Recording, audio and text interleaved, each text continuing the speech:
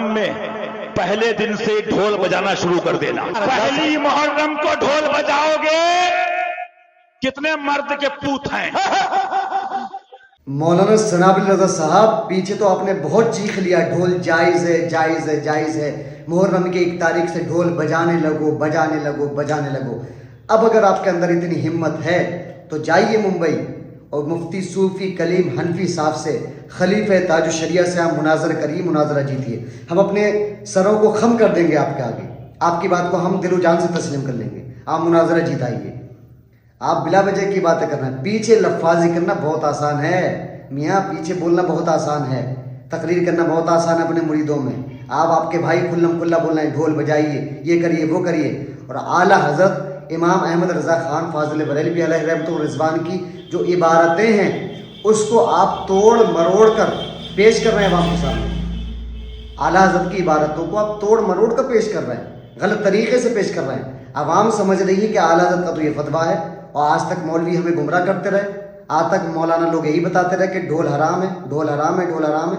یہ تو اعلیٰ حضرت کے فتوے سے ہی جائز قرار دینا ہے, جائز ثابت کر رہے ہیں. تو اب سنی ایک شعر خلیفہ تاج الشریعہ مفتی صوفی کلیم حنفی صاحب میدان میں آئے ہیں.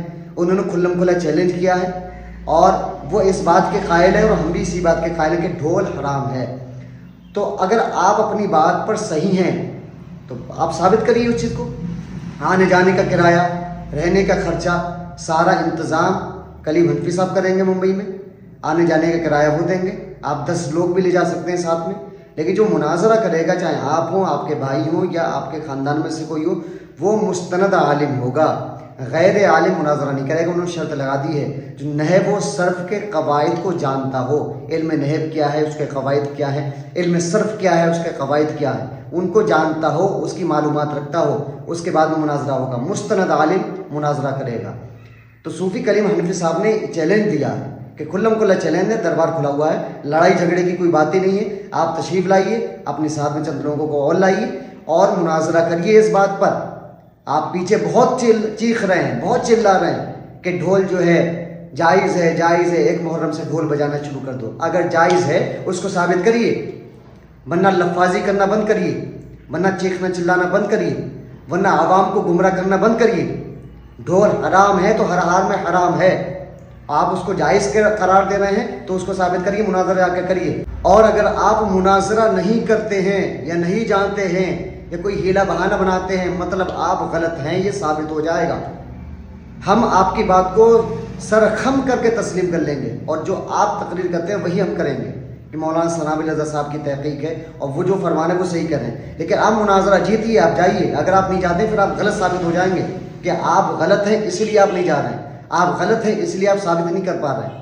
آپ خود جانتے ہیں کہ ہم غلط ہیں, اور اگر آپ نے ثابت کر دیا تو ہم کیا, ہمارے جیسے سینکڑوں ہزاروں علماء کی جماعت آپ کے ساتھ پیچھے کھڑی ہوگی اور اس بات کا جو ہے ساتھ دے رہی ہوگی. آپ جو ہے جائیے اور مناظرہ جیتیے, آپ مناظرہ جیتیے, ہم آپ کا انتظار کر رہے ہیں. اور آپ جیتے ہیں کہاں سے, وہ تو ہم جانتے ہیں کہ ڈھول حرام ہے تو حرام ہی ہے, ہم جانتے ہیں یہ 100% کلیئر ہے کہ حرام ہے تو حرام ہی ہے, وہ جائز نہیں ہو سکتا. لیکن دل کی تسلی کے لیے آپ کی بول دینا, آپ جائیے, مناظرے کے چیلنج آپ کو دیا گیا ہے. اگر آپ اتنے سچے ہیں اپنے قول میں تو آپ اس کو ثابت کریے, ورنہ لفاظی کرنا چیخنا چلانا بند کریے. بات ختم.